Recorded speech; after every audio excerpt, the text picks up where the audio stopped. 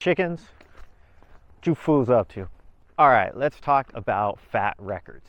All right, so Fat Records is home to by far some of the best punk albums of all time. In the early days, it was home to some of my favorite punk bands and some of Audio Karate's favorite punk bands: Lagwagon, NOFX, No Use for a Name, Strung Out. They put out records from Descendents, Only Crime, Swingin' Utters, Sick of It All sorts of bands.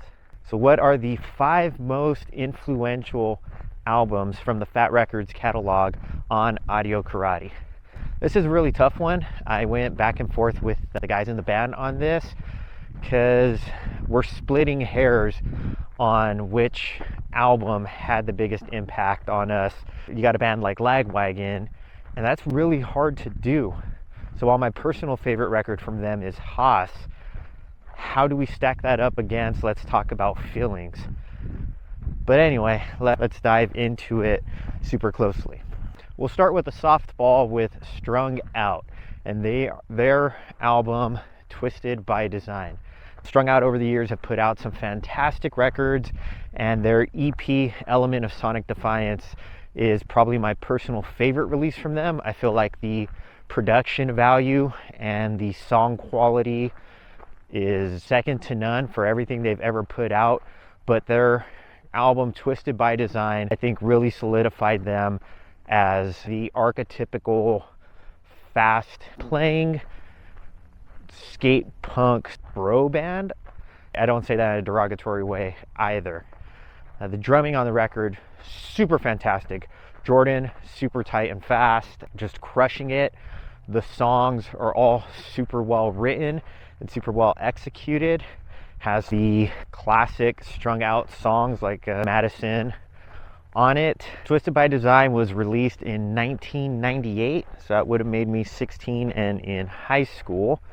And this one was produced by Ulrich Wild, which I figured it would have been a Ryan Green record like most of the Fat albums of the era.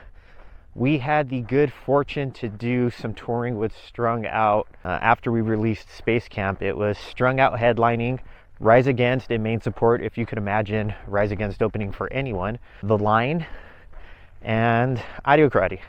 And it was super fun, and the Strung Out fans were mostly gracious. Probably thought we were too slow and kind of crappy, but Twisted by Design is an incredible Strung Out record. So we move on to No Use for a Name. And if I can find it, I will read directly from the Audio Karate group text thread, because our collective thoughts went to one of 2 albums. There's either going to be Leche con Carne or More Betterness. According to the Audio Karate group text thread, there's some bizarre stuff in here. We're trying to figure out what we want to do in terms of sets if we play Fest this year, if they're gracious enough to have us back. So why don't you put down in the comments, if you go to Fest, we do a cover set every year we're there. What is band and a cover set you might like to see? All right, here we go. So I say I can't pick between No Use records. Gabe has to say, quote, Leche more OG influential, but More Bets is polished and melodic. Art says Making Friends from No Use for a Name was my favorite. Television City Dream from Screeching Weasel. Okay, that's one for Making Friends. Justo would be a Leche guy. He had that CD and played it until it stopped playing back in his Nissan Stanza. So, as a tiebreaker, I'm gonna go with Leche con Carne. Leche con Carne came out in 1995 and was produced by Fat Mike and Ryan Green, as many of the Fat records were from that era. And this record's awesome. From the opener, Justified Black Eye, which talks about domestic violence, to the closer, no weak tracks on it. The cool kind of chord progressions and sort of hallmarks, some of the minor changes are hallmarks of what No Use for a Name did better than anyone. We never got to play with No Use for a Name, but fun fact, for the movie Cake Boy starring Warren Fitzgerald, No Use for a Name had an original song on there called, I think it was This Is Not the Way, and they shot a video for it at some mansion and Audio Karate make a cameo in that video, and I got to play a gangster or something. I'm not sure what I was supposed to be playing, and got to slap the owner of Kung Fu Records' wife as part of the video. Not something I would do normally. Really sweet lady. But yeah, no use for a name, Leche con Carne. Super close between that and More Betterness, but Leche gets the nod, at least in terms of influence on Audio Karate. All right, moving along, NOFX had a couple releases on Fat over the years. The first of which was The Longest Line, which has, in my opinion, and I think this would be echoed by certainly Art and the rest of the band, one of the best NOFX songs ever written and recorded is The Death of John Smith. And I feel like over the years, NOFX every so often would put something out that was a flex to put all other punk bands in that genre in their place and reestablish themselves as the varsity. And I feel like The Death of John Smith is the first of one of those. The long song, it's got a ton of parts and changes. I almost feel like it is the prelude to the decline and what they are going to do in the future of writing a song with a bunch of crazy parts and breakdowns and super cool changes and tempo changes and whatnot. But in terms of the best Fat Records releases, you've got to go with NOFX's The Decline. Clocking in at over 18 minutes, it is, from start to finish, a masterpiece and a total flex on we're NOFX and we're masters at our craft. And we can write song after song containing hook after hook and super cool part after super cool part. That EP, I guess, for lack of better words. But in terms of best Fat Records releases, you have got to put that in there.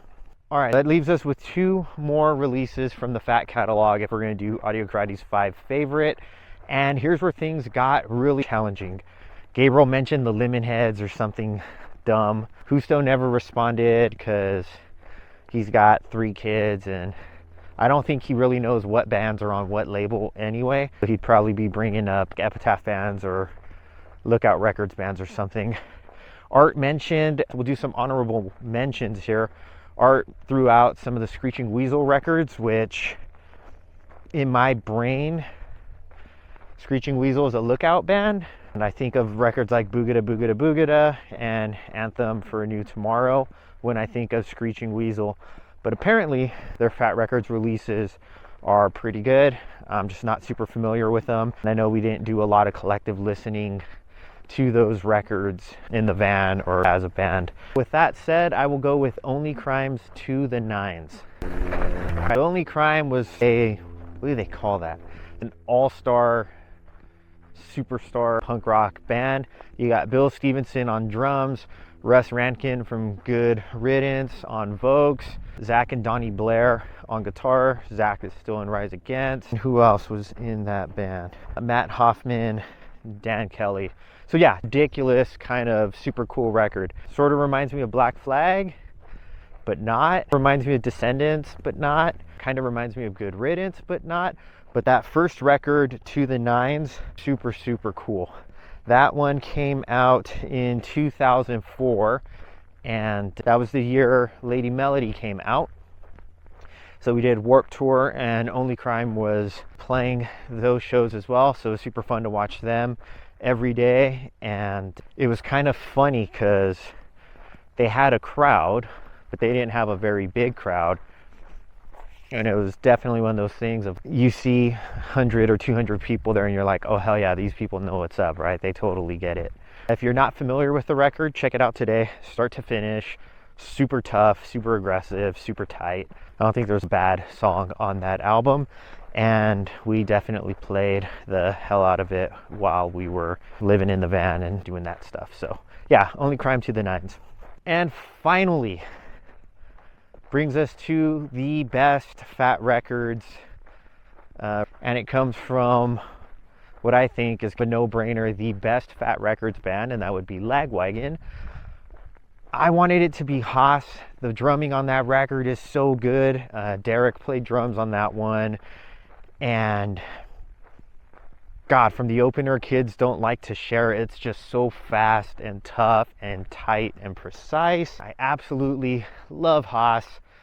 Bought the record at Tower Records in East LA after picking up of the Fattest compilation, which I think the second Fat Records comp has violins on there, which it's probably been observed before, but you listen to San Dimas High School Football Rules from the Ataris, and Chris Rowe basically just ripped off violins, just saying. But I would say overall impact on Audio Karate and in terms of production and song quality and elevating the band to sort of varsity god status as it relates to Fat releases, we have got to go with Let's Talk About Feelings. Let's Talk About Feelings was released in 1998, and according to the internet, Joey Cape has gone on record saying this is his favorite Lagwagon record, and I definitely do not blame him. From the opener, After You, My Friend, all the way through the end, it's got May 16, the big classic Lagwagon songs on this album. I feel like Haas was super strong, as previously stated, and then they had some lineup changes, and Double Platinum, the production, for whatever reason, kind of just sucked. Haas was really solid production. Platinum sounds like crap, even though the songs are super, super good. There's some definite hits and Lagwagon greatest hits on there. But when they put out Let's Talk About Feelings, it was almost like they revived themselves and proved that they were, in my opinion, the best Fat Records band. The songs are super emotional. They've got those long chord progressions that Lagwagon does super well, self-deprecating lyrics, a little bit of humor, fast songs, slow songs, and I absolutely love this record, and Audio Karate collectively have listened to that record start to finish hundreds and hundreds of times.